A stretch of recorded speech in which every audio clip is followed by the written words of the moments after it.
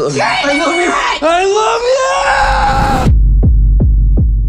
Okay, can we all sit down quietly and collectively agree to how wonderful 2026 has been for horror fans? First, we got Hokum bringing us one of, if not the best depictions of the witches in the Western horror cinema. Fast forward to May 15, and we got yet another highly anticipated horror film in the name of Obsession. Looks like we're going to develop a massive level of obsession with this movie too, but I have already been drooling over how amazing this movie is. It has everything I desire in a horror movie. It is slow-paced, it builds tension, it has flawed characters, we have scream queens here, and most importantly, there are really gory scenes. Obsession is one of those films that I was desperately waiting for, and the day it released, I just couldn't help but travel to the nearby cinema and watch it. If you have also watched this movie, then I'm pretty sure that some of you might have missed out on what the ending actually wants to convey. That's right, my dear viewers. In today's video, we are going to talk about the ending of this movie, and what it actually wants to tell the audience, given that the film ends in the most terrifying way imaginable. That being said,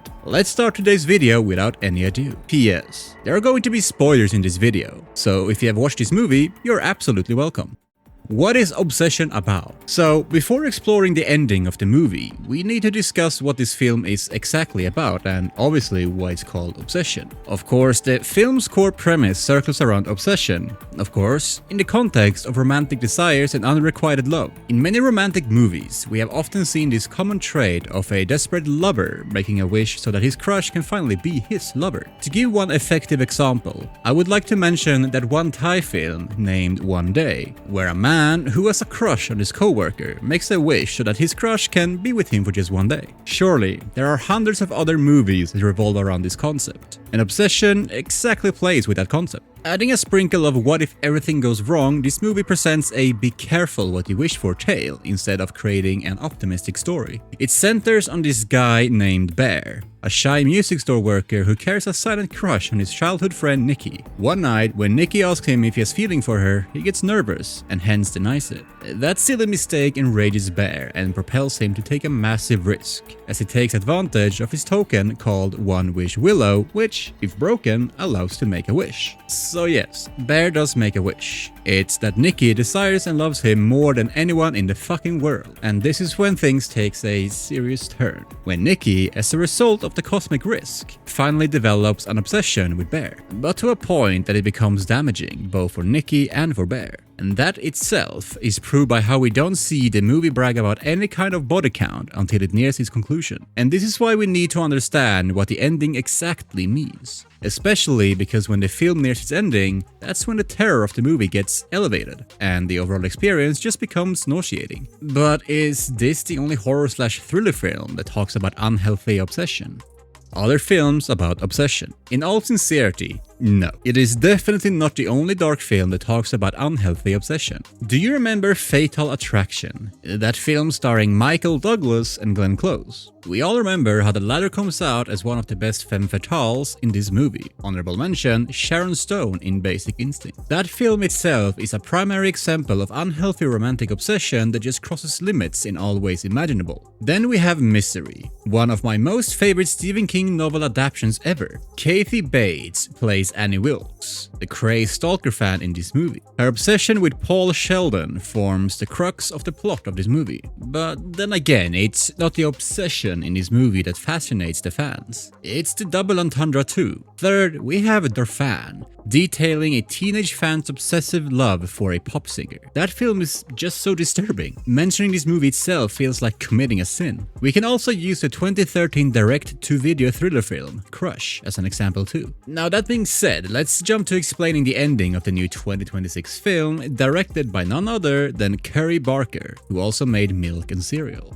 Ending explain. Before explaining what actually happens in the ending, we need to know this one essential thing. The rule is that to break the wish made through One Wish Willow, either the wishmaker or the one affected by the wish has to die. So yes, in plain words, if Bear or Nikki dies, then the wish shall be broken. And of course, this is why the ending of this movie is pretty dark and twisted. When he desperately makes a wish so that Nikki desires none other than him, things take a much darker turn as Nikki keeps losing sanity. But there's this one something too. In between, we often see Nikki breaking character. Do you know what I mean? Like in that scene where she seductively kisses Bear and even takes off her shirt, we also see that she then breaks out from that character and gets engulfed by guilt and shame. So yes, the real Nikki does exist somewhere, and the obsessed Nikki is far different from who the real Nikki is. We don't know in what exact cosmic plane the real Nikki is made to stay in by the supernatural happenings brought about by the One Wish Willow, but we do know that she is completely haunted by the experience, because she appears very scared. Plus, the way Nikki does not behave exactly like herself makes the situation pretty clear. We see her own friends convince Bear that Nikki does not actually like him and is taking advantage of him, considering her actual affairs, only for the ghoul Nikki to brutally murder them. I mean, we literally see Nikki kill that one friend of hers named Sarah by crushing her head with a brick until it no longer looks like a head anymore,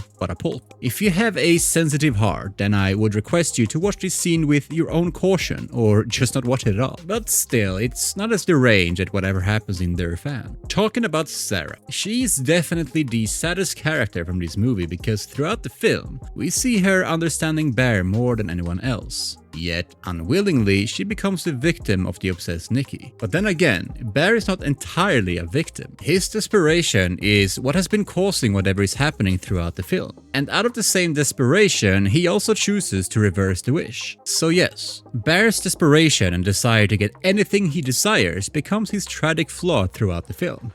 Honorable mention, his obsession with Nikki, and this is why the film's name is Obsession. Even while Bear is not shown to be crossing limits like Nikki does, for example how she uses his dead cat's remains to make him a sandwich, his efforts to make Nikki his still do parallel the kind of sanity Nikki shows throughout the film once she is possessed. He literally steals her autonomy through a supernatural force, and that too without her proper consent, just because she made a funny joke. Who even does that? Plus, we also see how Nikki begs Bear to kill her, yet Bear does not do anything and leaves her in the room alone because he's just simply obsessed with the idea of her being obsessed with him. And this is exactly why, whenever we see Nikki gaining her consciousness, we see that she recoils from him with horror, even to a point that she gets ready to stab herself with a bottle, because she interprets Bear as someone who controls her, someone who has stolen her freedom completely, someone who has snatched the soul from her. Of course, in this film, Nikki's fate is the worst, especially because she is not entirely at fault in this movie. She's just being controlled by forces beyond human understanding. Her body is being controlled by someone whom she considered one of her closest friends, so obviously she's supposed to be reacting like this. Like, just imagine that you're doing unhinged things and at the same time you're also powerless. Now remember all these points and let's proceed to talking about how the ending of the film completely revolves around how Bear reverses the wish. And it all starts with this character named Ian entering the stage, the guy with whom Nikki has had a casual affair with and also with whom Bear has a good friendship with. Of course, Sarah's brutal murder is what makes Bear hellbent on stopping any further tragic consequences. For this, Bear buys another One Wish Willow and requests Ian to reverse the effects by making a wish such that Nikki stops obsessing over him. However, Ian laughs it off and says that he'd rather want $1 billion.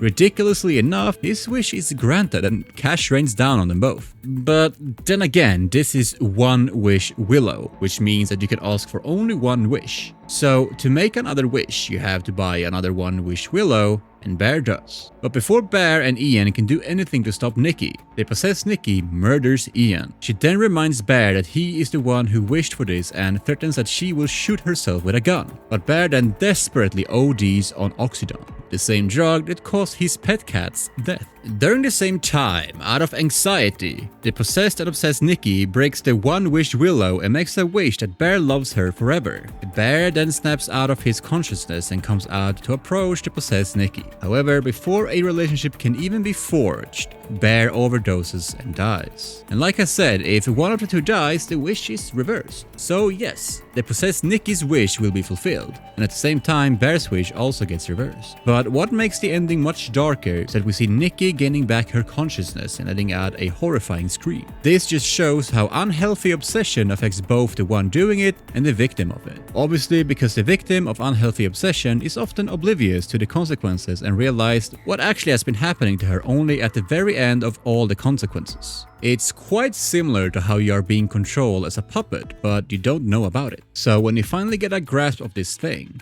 you just lose your mind and start having an existential crisis. Now imagine Nikki's case. She has literally committed murders, both of animals and humans, just to satisfy the obsessive desires that she never even had, but was being forced to have. But here's also the thing. This movie doesn't exactly reveal the origins or the mystery of the One-Wish Willow. All we know is that there is some real magic happening, and it is all happening in actuality, and they are not even hallucination at this point. Yes, we can kinda say that this is a double entendre on how obsession affects both the beloved and the lover, especially when it's unrequited and no mutual consent is involved. More distressing is that people like Bear actually exist. I get to see thousands of videos on subliminals and manifestations, where someone affirms that their crush loves them, labeling them as SP, so that the universe makes the person theirs. Doesn't that equal whatever Bear did out of frustration and desperation? It indeed does.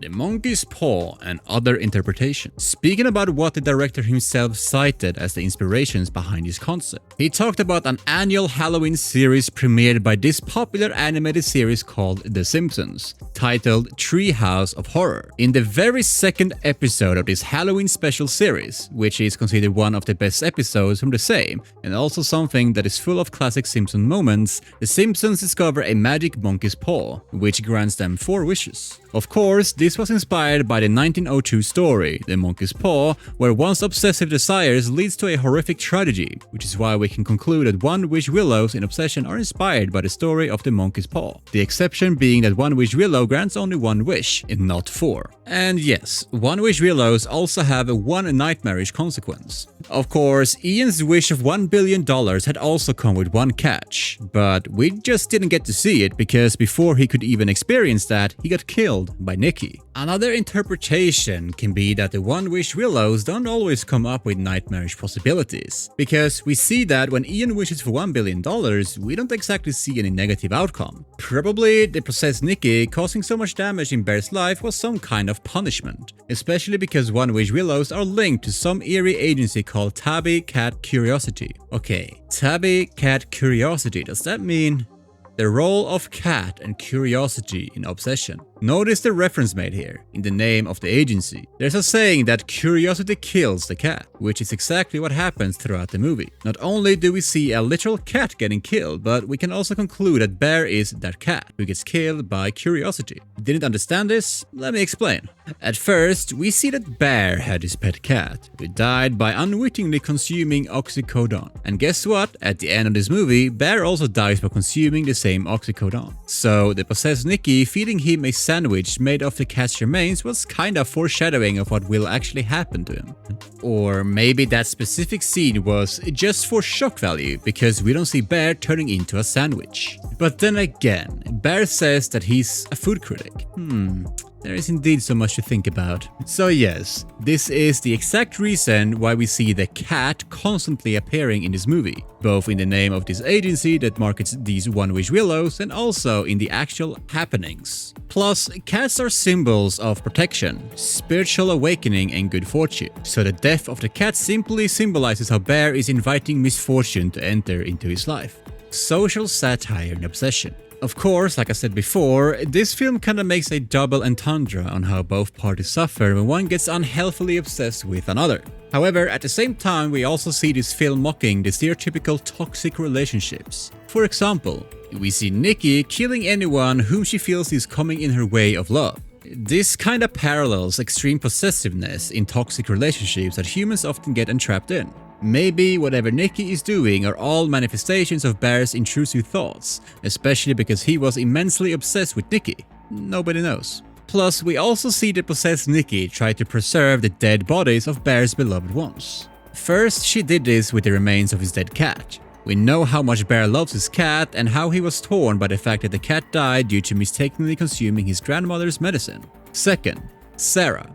She understood him more than anyone would. However, why Nikki treated Sarah's body as such was just to show off how she finally defeated an opponent of hers. If we dive deeper into this does parallel how people who have unhealthy obsessions with their crushes treat their people of interest as some kinds of opponents. If you've listened to Heather by Conan Gray, you will definitely get what I mean by this.